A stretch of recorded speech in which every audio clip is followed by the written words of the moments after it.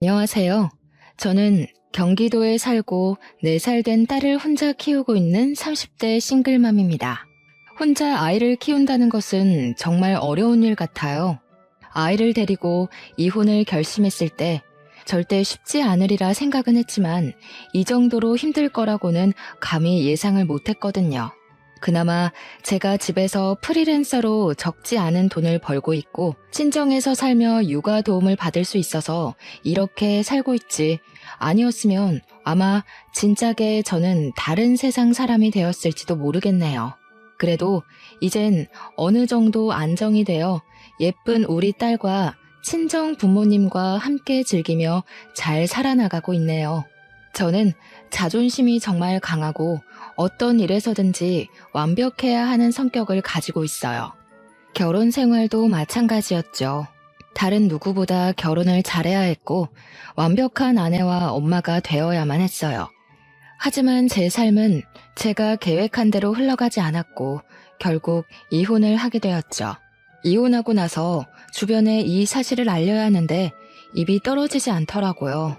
그래서 아직도 친구들은 제가 이혼한 사실을 몰라요.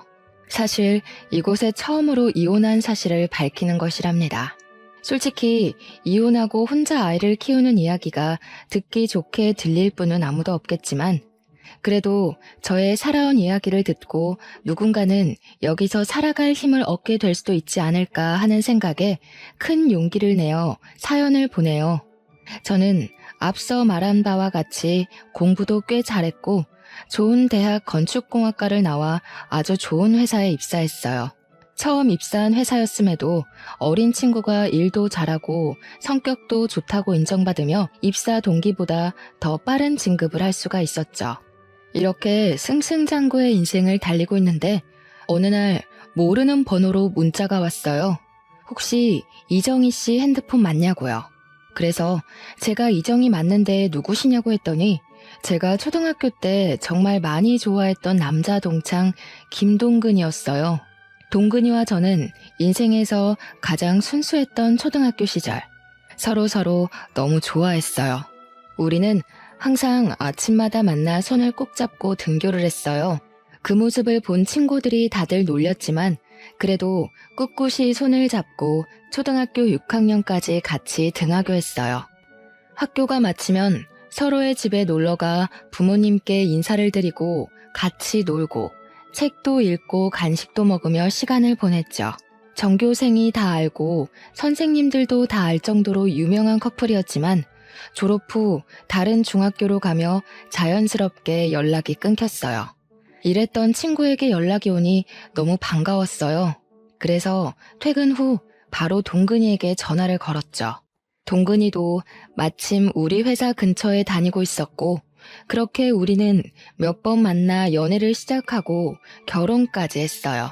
이제는 시부모님이 된 동근이네 부모님도 저를 원래 알고 계셔서인지 매우 잘해주셨고 우리 부모님도 코 질질 흘리며 손잡고 다니던 아이들이 어른이 되어 다시 만난 것을 보면 보통 인연은 아닌 것 같다며 우리의 시작을 응원해 주셨어요.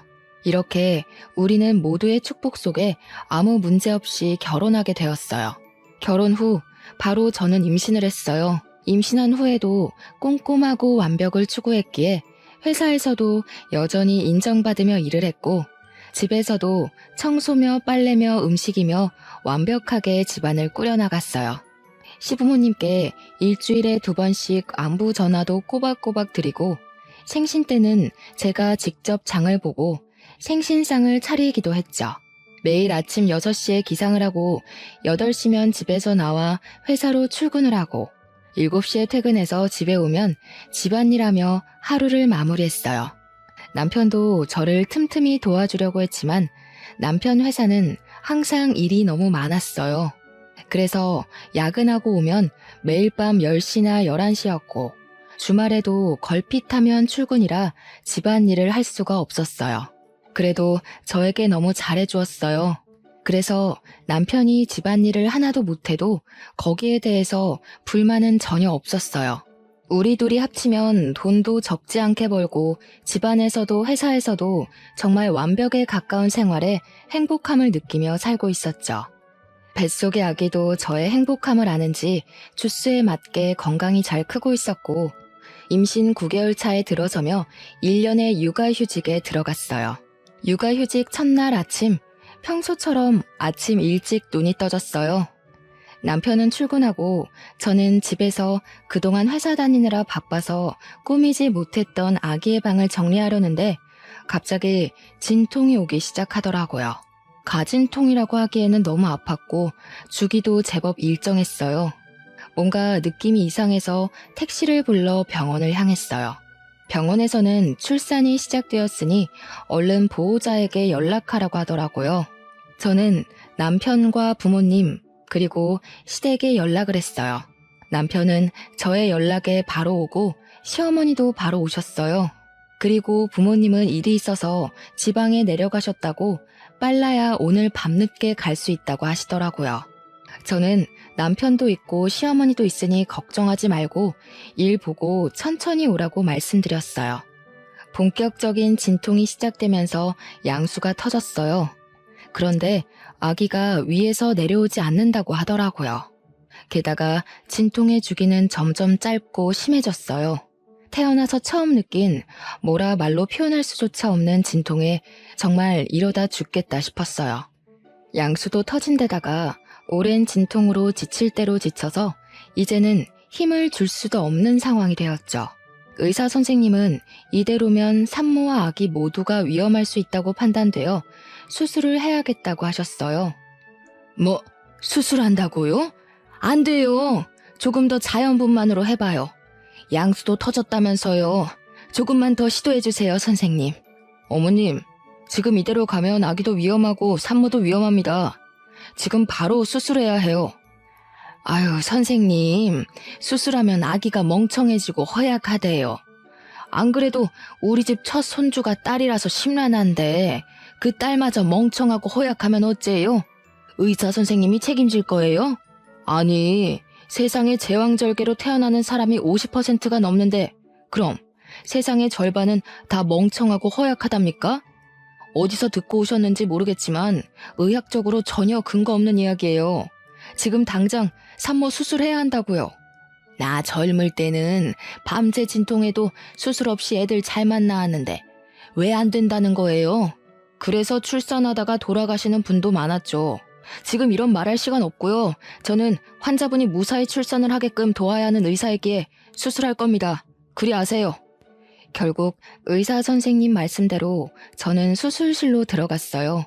그 후 정신을 차려보니 출산을 마치고 입원실에 누워있고 제 앞에는 남편과 시어머니가 계셨어요. 예, 너는 진통도 좀 참고 힘도 잘 주고 하지. 왜 수술을 해서 아기 미래를 망쳐놓니? 수술하면 아기가 멍청해진다는데 안 그래도 딸이라서 속상한데 멍청하게까지 만들어야겠니? 저는 어머니의 말에 눈물이 났어요. 진통이란 진통은 다 겪고 수술까지 한 사람에게 몸은 괜찮냐고 걱정은 못 해줄 망정 왜 수술했냐고 뭐라고 하시는데 정말 너무 섭섭하더라고요. 그러나 제 몸은 너무 아프니 뭐라고 말도 못하겠고 그저 울기만 했어요. 울고 있는데 친정엄마가 들어오시더라고요. 팅팅 부은 얼굴로 눈과 코가 시뻘개져서 울고 있는 제 모습을 보고 엄마는 깜짝 놀라셨어요. 사돈 왔어요? 아니, 얘가 좀만 더 힘주면 자연분만으로 나을 수 있는데 그걸 못하고 수술을 했지 뭐예요. 사돈도 아시죠? 수술해서 아기 낳으면 허약하고 멍청해지잖아요. 이제 엄마면 좀 아픈 것도 참고 해야지. 그걸 못 참아서. 뭐라고요? 그럼 지금 자연분만 못했다고 이제 막 마취해서 깨어난 아이에게 잡돌이 하셨어요? 잡돌이는 아니고 그냥 아쉬워서 그런 거죠. 아쉬워서. 아쉽긴 뭐가 아쉬워요. 수술해서 아기가 잘못됐어요? 어디 아프대요? 김서방, 아기 뭐 잘못됐어? 아기는 건강히 태어났습니다. 다만 저희 엄마는 앞으로 아기가 잔병치레가 심할까봐 걱정하는 마음에 사시는 이야기세요. 저희 엄마가 감정이 격해져서 말이 좀 세게 나온 것 같은데 죄송해요. 내가 무슨 말을 세게 했니? 너 지금 장모 왔다고 편드는 거냐? 남편은 시어머니와 엄마에게 여기 병원이니 이제 그만하시라고 말렸어요. 아빠도 주차하고 왔는데 엄마가 사돈과 싸우고 있으니 일단 엄마를 데리고 나가셨어요. 이렇게 제 딸 고은이의 탄생 첫날은 아주 시끌벅적하게 지나갔어요. 시어머니는 말끝마다 아기가 수술로 태어나서 허약하고 멍청할 것이라고 하셨지만 고은이는 조리원에서 아주 잘 지내다가 건강히 퇴소했어요. 고은이를 안고 남편과 함께 오랜만에 집에 들어갔는데 시어머니가 집에 와 계시는 게 아니겠어요? 저는 조금 당황했지만 첫 손준이 많이 보고 싶으셔서 그런가 보다 했는데 그게 아니었어요. 여보가 그동안 회사 다니느라 산후조리는 생각도 하지 못했잖아. 그런데 보니까 다들 조리원 후에는 산후조리 해주시는 이모님 도움받아서 산후조리 하더라고. 인제 와서 이모님 구하기도 힘들고 해서 내가 우리 엄마한테 여보 산후조리 좀 부탁했어. 사실 조리원에서 집에 오면서 목도 못 가누고 쥐면 아스러질 것 같은 이 신생아를 어떻게 씻겨야 할지 막막하기는 했어요.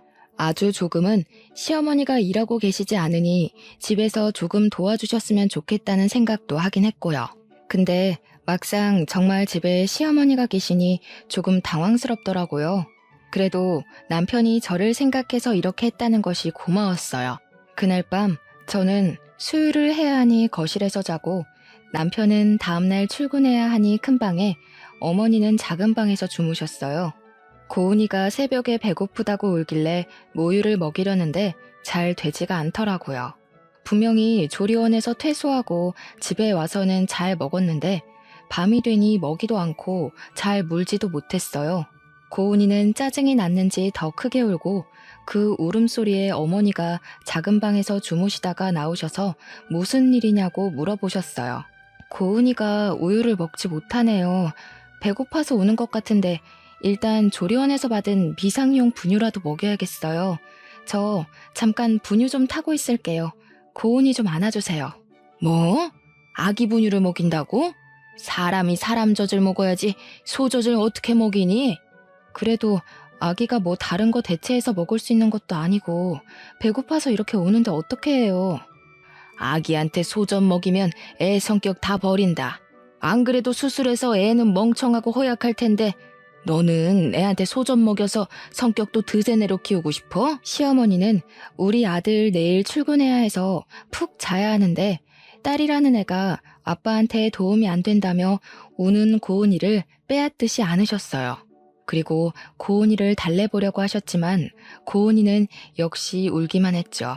기저귀를 갈아도 소용없었어요. 우리 동근이는 신생아 때도 모유도 잘 받아먹고 기저귀만 갈아줘도 한 번도 이렇게 안 울고 키웠는데 얘는 계집애가 왜 이렇게 유별나니? 네 성격 그대로 빼다 박았네 박았어. 어머니가 고은이를 안고 돌보며 왜 이렇게 우냐고 온갖 짜증을 다 부리시는데 저도 화가 나더라고요. 그래서 제가 고은이를 보겠다며 안고 모유를 다시 주려고 시도했어요. 역시나 고은이는 울기만 하고 먹지를 못했어요. 수술해서 나온 아이라 멍청해서 제 엄마 젖도 물지 못하나 보다. 그니까 엄마가 됐으면 좀 힘도 잘 주고 진통도 참을 것이지 그깟 진통 하나 못 참아서 의사가 수술하란다고 옳다쿠나 하고 수술했니? 시어머니는 고은이가 울 때마다 애가 저를 닮았다고 하시고 수술해서 나와서 성격이 이 모양인 것 같다는 말도 안 되는 소리를 계속하셨어요. 그런 이야기를 듣고 있자니 화가 났지만 당장 고은이가 죽을 듯이 울어대서 시어머니의 잔소리에 일일이 대응할 만큼의 여력이 되지 않았어요. 결국 고은이는 울다가 새벽녘이 되어서야 잠이 들었어요. 고은이는 아침에 남편이 출근하고 난 이른 아침에도 모유를 여전히 먹지 못했어요. 고은이는 집이 떠나가라 울었어요. 밤새도록 모유만을 고집하시던 어머니는 결국 젖병에 분유를 타서 오셨어요. 젖병에 분유를 타서 주자 고은이는 허겁지겁 먹더라고요. 소젖 다 주니까 잘 먹네. 사람이 사람 젖을 먹어야지 소젖을 저리 먹으면 어째? 안 그래도 성격이 고약할 것 같은데 한 손가락 했어. 안 그래도 수술해서 몸이 비실비실할 텐데 걱정이다 걱정이야.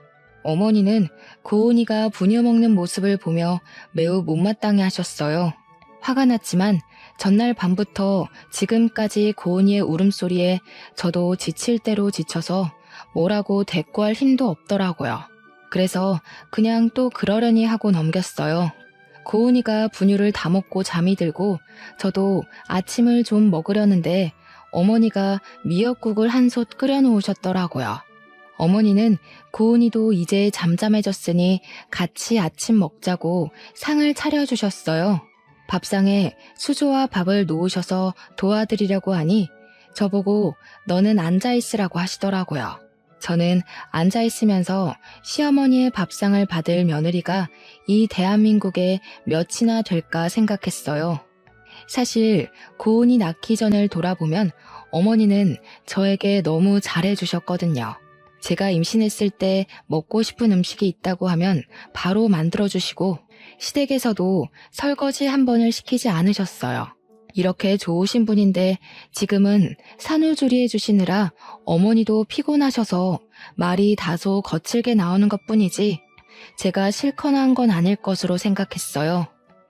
정말 감사히 밥을 먹으려는데 제 미역국 그릇에는 미역에 국만 없이 맑은 국물만 있고 어머니 본인의 국그릇에는 미역에 소고기까지 잔뜩 있더라고요. 어머니, 저를 생각해서 이렇게 미역국 끓여주신 건 너무 감사한데요. 저도 미역 좀 주세요. 미역을 많이 먹어야지 붓기도 빨리 빠지고 회복이 잘 된대요. 저는 제가 이 말을 하면 어머니가 본인의 국그릇을 제 국그릇과 바꿔주실 줄 알았어요.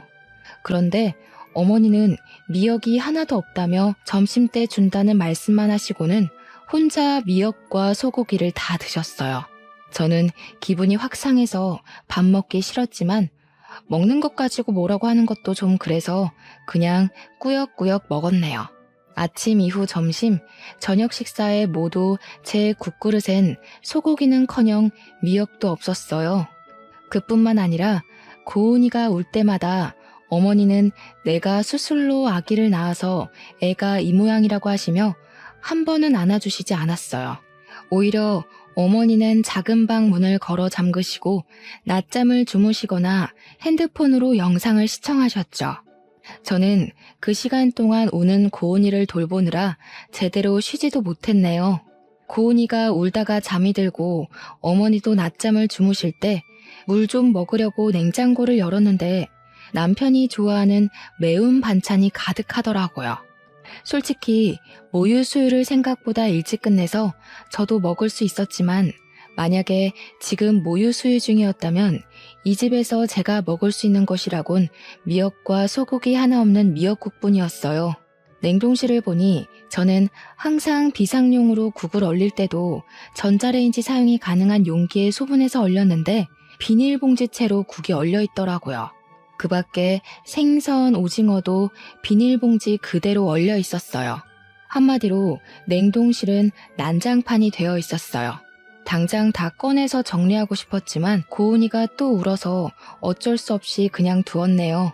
그렇게 전쟁 같은 하루가 지나고 밤이 되어 남편이 퇴근했어요.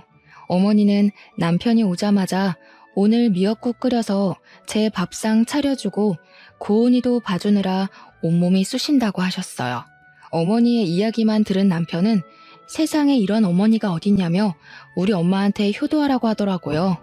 어머니가 제 밥상을 차려주시기는 했지만 고기나 미역이 하나도 없는 맑은 국만 차려주셨고 고은이를 봐주기는커녕 종일 단 한 번도 안아주시지도 않았는데 그런 이야기를 듣고 있으니 짜증이 나더라고요.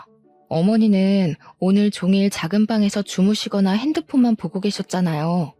고은이를 안고 먹이고 씻기고 한 건 전데 왜 어머니가 온몸이 쑤시는지 모르겠네요. 아까 잠깐 낮잠 잔 거로 그러는 거니? 어제 고은이가 오는 통에 잠을 거의 못 잤잖아. 그래서 피곤해서 잠깐 작은 방에서 잠을 잔 거였는데 그때 고은이가 많이 울었나 보네. 우리 아가 오늘 힘들었겠다. 내일은 내가 고은이 많이 볼 테니 넌 좀 쉬어. 알았지?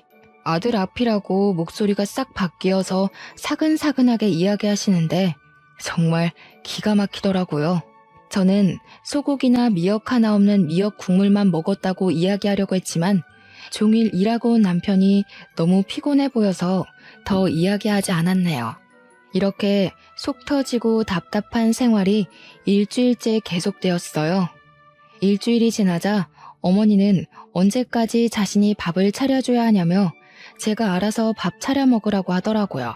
저는 그런 어머니가 빨리 집에 가셨으면 하는데 자꾸 저의 몸 상태로 고은이를 잘 돌볼 수 있겠냐며 걱정된다며 가시지 않았어요. 그래서 저의 몸이 많이 회복되고 고은이를 잘 돌보면 빨리 가시지 않을까 하는 생각에 고은이가 자는 동안 미역국도 끓이고 반찬도 몇 가지 만들어 밥상을 차렸어요. 저 혼자 먹으려고 차리기는 했지만 어머니가 계시는데 혼자 먹기는 좀 그렇잖아요. 그래서 어머니께 식사하시겠냐고 여쭈니 알겠다고 하시더라고요. 그렇게 둘이 말도 없이 어색한 식사를 마쳤어요. 다 먹고 나서 아직 어머니가 설거지 정도는 해주시리라 기대했지만 역시나 설거지도 제 몫이었어요.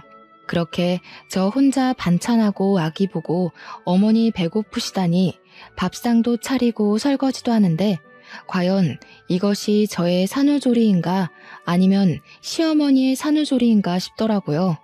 답답한 마음에 밤에 어머니 주무실 때 남편에게 하소연도 했지만 남편은 어머니라고 편하시겠냐며 나이 드시고 힘드신데 그래도 며느리 생각해서 이렇게 계시는데 조금만 더 참으라고 하더라고요. 제가 회복되는 모습 보면 바로 가실 것이라고요. 그렇게 힘들고 답답한 일상을 이어가던 중 제 여동생 정은이가 조카 고은이를 보러 왔어요. 정은이는 고맙게도 제가 평소에 좋아하는 멜론을 사왔더라고요. 어머니는 정은이가 가져온 멜론을 보며 자신도 멜론을 너무 좋아한다고 하시며 멜론을 가져가시더라고요. 그러더니 주방에서 멜론을 깎으시길래 우리에게 주시려는 줄 알았는데 깎은 멜론을 들고 잘 먹겠다며 작은 방에 들어가셨어요. 결국 손님으로 온 정은이가 자신이 사온 멜론을 직접 깎아서 먹었답니다. 이후 고은이를 보며 이런저런 이야기를 하다 보니 점심시간이 되었어요. 제가 같이 점심을 먹으려고 밥을 하려고 주방에 가니 정은이가 놀라서 쫓아오더라고요. 언니는 산후조리 중인데 왜 밥을 하냐고요. 그러면서 평소에도 설마 시어머니는 하나도 도와주시지 않고 언니 혼자 밥 차리고 고은이 돌보고 한 거냐고 하며 걱정하더라고요. 저는 정은이가 걱정할까봐 아니라고 대충 둘러댔어요. 정은이는 저를 위해 미역국도 소고기를 듬뿍 넣어서 끓여주고 밥도 하고 냉동고에 있던 떡갈비도 구워서 한 상 잘 차려주었어요. 우리끼리 편하게 먹고 싶었지만 그래도 작은 방에 시어머니가 계시는데 그건 도리가 아닌 것 같아 작은 방에 갔어요. 어머니는 멜론 한 통을 다 드시고 코를 골며 주무시고 계시더라고요. 제가 깨워서 식사하시라고 하니 비몽사몽으로 안 먹는다고 하시고는 다시 주무셨어요. 우리끼리 맛있게 먹고 상을 치우려는데 어머니께서 나오셨어요. 세상에, 시어미 잔다고 깨우지도 않고 너희끼리만 먹었냐? 진짜 너무하는구나. 어머니, 제가 아까 밥 다 준비해서 깨웠는데 어머니가 안 먹는다고 하셔서 저희끼리 먼저 먹었어요. 지금 바로 다시 차려드릴게요. 됐다, 고양 것. 엎드려 절 받기도 아니고 내 딴에는 그래도 너 생각해서 불편한데도 여기 와 있는데 그런 내 생각은 안 하고 너희끼리만 먹냐? 나도 그런 밥상 받고 싶지 않다. 어머니는 저와 정은이에게 화를 버럭 내시더니 작은 방에서 핸드폰을 가져와 남편에게 전화를 걸었어요. 아들아, 이 애미가 억울해서 살 수가 없구나. 나 딴에는 착한 시어머니 노릇하고 싶어서 며느리 힘들까봐 산후조리 도와주러 왔더니만 이년은 미역국이 맛이 없다느니 하면서 나한테 타박만 하는 거 아니냐. 아들아, 내가 이렇게 힘들게 사는구나. 어휴, 이걸 말할 사람이 우리 아들밖에 없어서 전화했다. 그래, 저녁에 보자꾸나. 없는 말까지 지어내는 시어머니의 충격적인 두 얼굴에 할 말을 잃고 말았습니다. 시모는 자신의 방에 들어가서 나오지 않길래 여동생이랑 오랜만에 이야기도 나눌 겸 작은 방으로 들어가서 고은이랑 같이 놀아주고 있었어요. 그러다 제가 깜빡 잠이 들고 말았는데 여동생이 저를 급히 흔들어 깨우더라고요. 눈을 뜨자마자 시어머니의 까랑까랑한 목소리가 제 귀를 찌르더군요. 너네 지금 나 왕따 시키니? 아니, 너희들끼리 음식도 맛있는 거 시켜 먹으면서 하하호호 작은 방에서 무슨 얘기를 그렇게 오래 하니? 너희 설마 시애미 흉 봤니? 맞네 맞아. 내가 그렇게 안 봤는데 사돈 처녀까지 한통속이네. 서러워서 살겠니? 어휴. 일방적으로 말을 쏟아내고 방문을 쾅 하고 닫고 나가셨습니다. 저는 잊지도 않은 말을 술술 지어내는 어머니의 행동에 너무 당황했어요. 그리고 정은이에게 이런 어머니의 모습을 보여주기 부끄러워 일단 정은이는 집으로 급히 보냈어요. 그날 저녁, 매일 야근으로 늦게 오던 남편이 칼퇴근하고 일찍 집으로 왔어요. 아까 엄마가 전화해서는 처제 불러서 어머니 흉봤다던데 사실이야? 너는 어떻게 너 산후조리 해준다고 오신 엄마한테 그렇게 할 수가 있어? 얘야, 됐다. 안 그래도 아기 낳고 힘들 우리 며느리한테 그런 소리 하지 마. 원래 여자들이 아기 낳고 하면 우울해서 조그만 일에도 서운해하고 그런 거야. 아기 신생아 때는 남편과도 죽일 듯이 싸우는데 시어미인 나한테는 얼마나 그간 불만이 많았겠니? 어머니가 나를 다 이해한다는 식으로 얘기하시며 화난 남편을 달래시는데 제가 귀신에 홀린 것도 아니고 이건 뭔가 싶더라고요. 솔직히 그동안 어머니 고은이 한 번도 안아주시지 않으셨어. 그래, 그건 이해해. 고은이는 어머니 딸이 아닌 내 딸이니까. 그런데 산후조리 해주신다고 오셔서 내가 삼시세끼 밥상 다 차려드리고 설거지도 했어. 알아? 지금 고은이 갓 출산한 것도 아니고 이제 이 정도 지났으면 밥도 하고 설거지도 좀 할 수 있는 거 아니야? 그럼 뭐 평생 산후조리랍시고 우리 엄마 밥상만 받아 먹으려고 했어? 그리고 처음에는 우리 엄마가 너 미역국도 끓여주고 했잖아. 미역국? 그래, 미역 국물 끓여주셨지. 미역국이라고 주셨는데 국에 고기는커녕 미역 한 줄기도 안 보이더라. 진짜 내가 요새는 이게 나의 산후조리인지 어머니의 산후조리인지 모르겠어. 이럴 바엔 차라리 어머니 집에 가시고 나 혼자 있는 편이 낫겠어. 아이고, 이 늙은이는 사라져야지. 네 마음 잘 알겠다. 내가 있는 게 오히려 너에게 스트레스니 이 늙은이는 가마. 어머니는 제 이야기를 듣고 엄청 속상한 표정을 지으시며 작은 방으로 가셨어요. 그러고는 어머니의 짐을 다 챙겨서 나오시더라고요. 엄마, 지금 왜 다 챙겨 나왔어? 지금 가게? 이렇게 어두운데 어디를 가? 가더라도 내일 날 밝으면 가고 오늘 밤은 우리 집에서 자요. 내일 주말이라 쉬니까 내가 집까지 모셔다 드릴게. 이 늙은이 이 집에서 필요도 없는데 빨리 나가줘야지.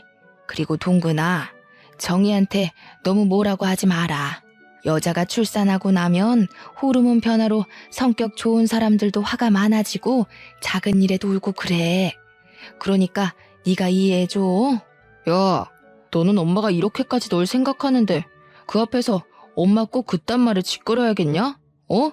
남편은 제 화를 주체하지 못해 제게 소리를 질렀고 그 소리를 듣고 고은이는 깜짝 놀라 자지러지게 울기 시작했어요. 우는 고은이를 데리고 일단 큰 방으로 들어가 진정시키는데 저도 서러워서 눈물이 나더라고요. 그렇게 저도 울고 고은이 울며 밤을 보냈답니다.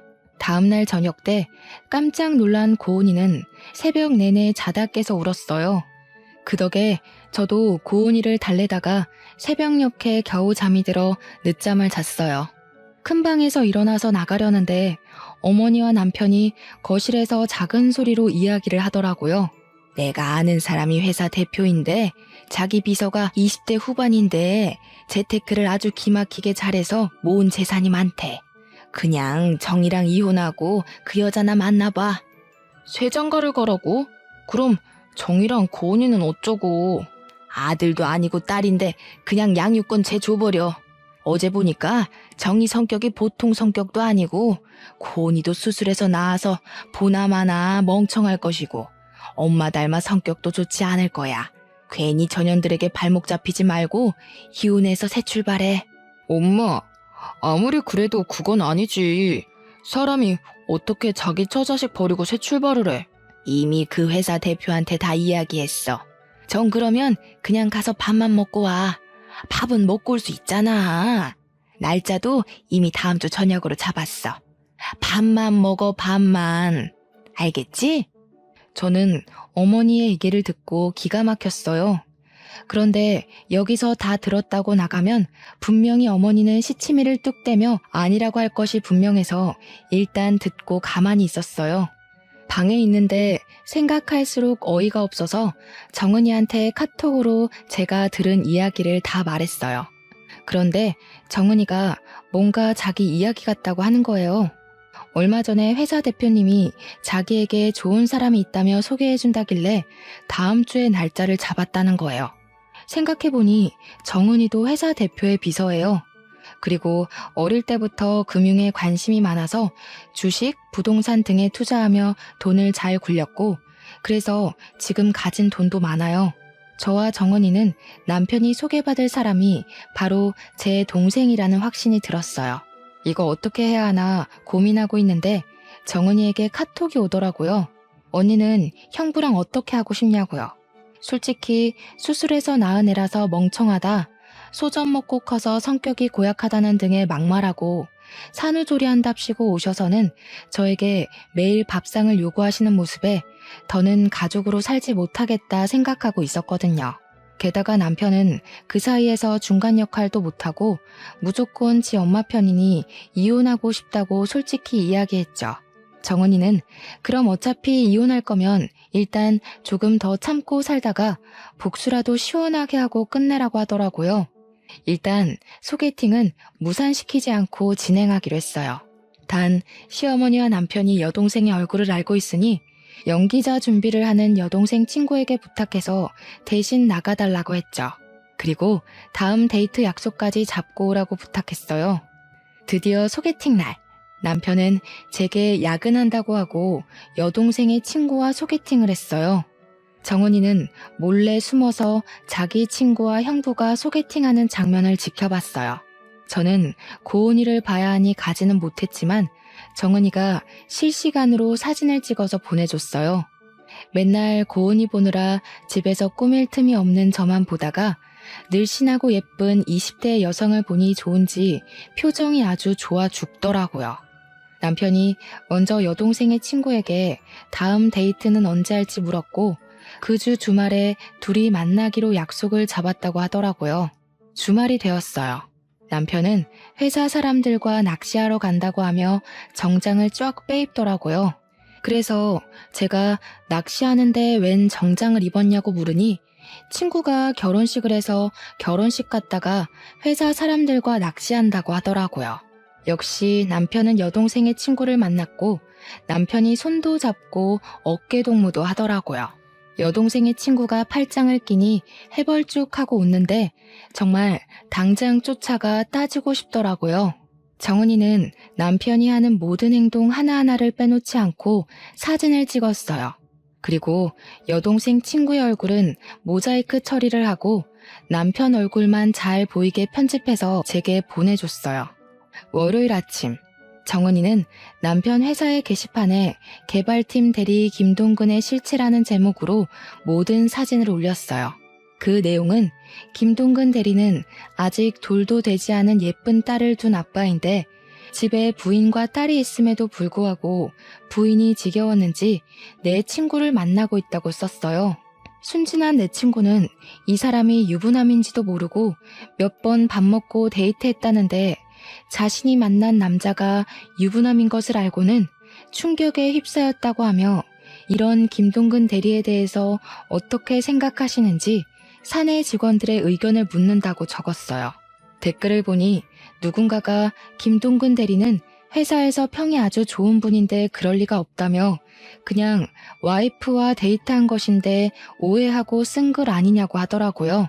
그런데 그 밑에 댓글을 보니 자기가 김동근 대리의 아내 되시는 분을 안다면서 그분은 키가 작고 통통한 체형인데 여기 모자이크 처리된 사진 속의 여자분은 키도 크고 늘씬한 것이 아내는 확실히 아니라고 적혀 있었어요.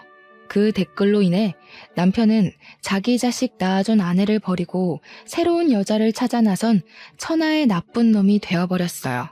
저는 동생의 작품에 감탄하며 저는 저의 복수를 시작했어요. 저는 작은 방에서 주무시고 계시는 어머니의 핸드폰을 가져왔어요. 그리고 어머니의 핸드폰에 카톡으로 들어가 정은이가 보내준 사진들을 첨부했어요. 그 밑에는 이명자님의 아들 김동근은 딸이 있는 가정의 가장인데 부인이 지겨웠는데 새로운 여자를 만나고 있다는 내용을 함께 적어 카톡에 저장된 모든 지인에게 전송했어요. 그리고 제가 준비한 음성 파일을 하나 더 보냈어요. 사실 어머니가 남편에게 새로운 출발을 하라고 권하신 그날 이후부터 어머니가 저에게 했던 말들을 다 녹음했거든요. 그 녹음 파일에는 고은이가 울 때마다 제가 수술로 나와서 애가 멍청하다고 하신 말, 제게 집안일을 시키고 집안일을 제대로 하지 못하면 너는 얼굴도 못생겨서 일도 못한다고 구박하셨던 말, 인격 모독한 말과 욕설을 하신 것까지 매우 상세하게 녹음했어요. 그리고 이 모든 것을 듣기 좋게 편집을 했어요. 요새는 핸드폰 어플이 잘 나와서 음성 파일 편집은 아주 쉽더라고요. 그 후 이명자님의 산후조리 중인 며느리에게 했던 말이라는 제목을 써서 이 음성 파일을 카톡에 저장된 모든 사람에게 보냈어요. 잠시 뒤 어머니 핸드폰으로 전화가 오고 카톡 오고 난리가 났어요. 어머니 친구분 중에는 나도 엄마가 수술해서 나왔는데 그럼 나도 멍청한 거냐며 어떻게 같은 여자가 돼서 며느리한테 그러냐고 너같이 무식한 년이랑 더는 만날 수 없다며 화를 불같이 내셨어요. 어머니가 전화하고 카톡하며 이 사태를 수습하고 있는데 남편이 죽을 상을 짓고 집에 오더라고요. 엄마가 소개해준 그 여자와 데이트한 사진을 누가 사내 게시판에 올려서 사장실에까지 끌려가서 혼났대요. 그리고 본사에서 쫓겨나 아무 연고가 없는 지방으로 발령을 받았다더라고요. 저는 그렇게 괴롭게 하던 모자가 쩔쩔매는 모습을 보니 웃음을 참을 수가 없었어요. 저는 그 모습을 보며 깔깔거리며 웃었어요.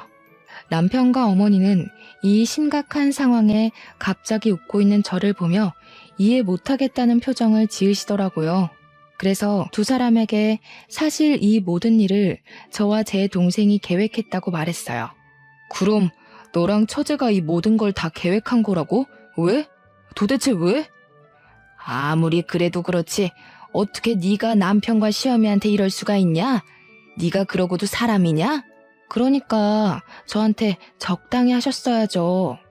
어머니가 그동안 고은이 울고 뗐을 때마다 수술로 나와서 애가 멍청해서 저런다며 하실 때 저 정말 속상했지만 참았어요. 제가 사랑하는 남편을 낳아주신 어머니시고 또 어머니도 힘드시니 이러시는 거겠지 했어요.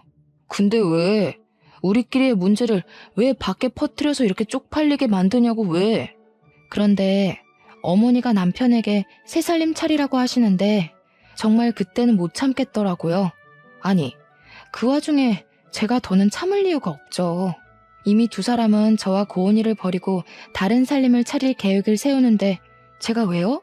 그럼 그냥 나에게 얘기라도 했어야지. 이야기? 너 그동안 내가 얘기하면 듣는 척이라도 했니? 어머니한테 막말, 욕설 들을 때 어머니가 이렇게 하셨다고 얘기하면 우리 엄마가 그럴 리가 없다며 내 이야기는 들으려 하지도 않고 오로지 네 엄마 편만 드는 너한테 내가 무슨 얘기를 해. 내 입만 아프지. 그래도 좀 더 나한테 얘기를 하지 그랬어. 꼭 이렇게까지 일을 크게 벌려야겠어? 우리 고은이는 어떡하라고. 고은이를 그렇게 생각하는 양반이 젊은 여자랑 손잡고 어깨동무하고 다니냐? 인제 와서 고은이 핑계를 대면서 날 막으려는 생각하지 마. 다 필요 없고 이혼이야. 우리 이혼해. 아, 너는 새장가 가야 하니까 고은이는 내가 데리고 살게. 양육권 꿈도 꾸지 마라. 저는 남편과 어머니께 그동안 참고 왔던 모든 서러운 것들을 다 이야기했어요.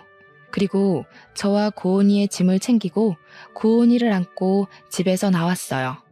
남편과 어머니는 망연자실한 표정으로 주저앉아 이제 어떻게 사냐며 울고 있더라고요. 밖으로 나가니 이미 정은이가 와 있더라고요.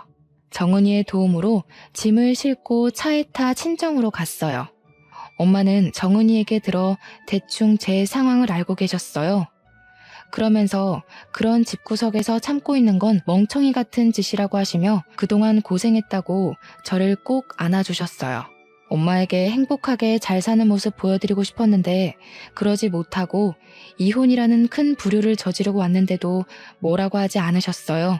오히려 잘했다고 이야기해 주시니 너무 감사하고 죄송하더라고요. 그 뒤로 우리의 이혼은 빠르게 진행되었어요. 시어머니는 부끄럽다고 지인들과 연락 다 끊고 남편 따라서 아무도 알지 못하는 지방에서 있는 듯 없는 듯 살고 계시다고 하더라고요. 저는 제가 다니던 회사 인사부 팀장님이 제 사정을 어떻게 아시고 사무실 직원에서 재택 프리랜서로 전환해 주셨어요. 그 덕에 친정에서 고은이를 돌보며 일을 할 수 있게 되었어요. 그리고 싱글맘들을 위한 작은 모임도 만들었어요. 제가 싱글맘이 되어보니 생각보다 너무 힘들더라고요. 경제적인 여건도 되고 친정의 도움을 받는 저도 이렇게 힘이 드는데 그렇지 못한 상황에 놓인 싱글맘들은 정말 너무 힘들겠더라고요. 그래서 싱글맘들끼리 모여 서로 위로해주고 도와주면 좋겠다 싶었거든요. 그리고 모임 멤버들 중에서 여건이 되는 사람들끼리 모여 봉사활동을 꾸준히 하고 있어요. 그 결과 얼마 전에는 시에서 좋은 일 한다고 봉사상도 받았답니다. 공부도 일도 생활도 모든 것이 완벽해야만 했던 제가 이렇게 이혼 이야기하며 사연을 보내기까지 정말 많은 고민을 해야 했어요.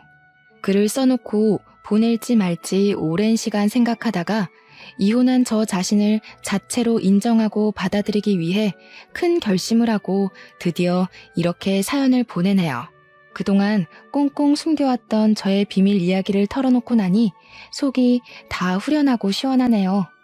사실 처음에 이혼하고 나서 저는 결혼과 인생에 실패한 사람이라며 자책만 하고 살았어요. 그러나 저만 보면 사랑스럽게 웃어주는 우리 고은이를 보며 살아갈 희망을 얻고 용기를 내었네요. 아마 제 사연을 듣고 있는 분 중에도 저처럼 이혼하시고 저의 지난날처럼 힘들어하시는 분들도 계실 거예요. 물론 이혼을 하면 많이 힘들죠. 하지만 이혼은 실패가 아니라 새로운 인생의 시작일 뿐이라는 생각으로 열심히 살아내셨으면 좋겠어요. 저 역시 이혼의 아픔을 딛고 이겨내서 앞으로도 더 열심히 살아가겠습니다. 제 아무리 추운 겨울이라고 해도 시간은 흐르고 흐르면 언젠간 반드시 따뜻한 봄날이 오잖아요. 지금 너무 힘든 시간을 보내고 있다고 해서 너무 절망에 빠져있지는 마세요. 언젠가 우리의 인생이 흐르고 흐르다 보면 반드시 봄날이 올 것이에요. 그러니 우리 모두 힘내서 하루하루를 최선을 다해 열심히 살아봐요. 오늘도 다들 파이팅입니다. 지금까지 저의 사연 들어주셔서 감사합니다.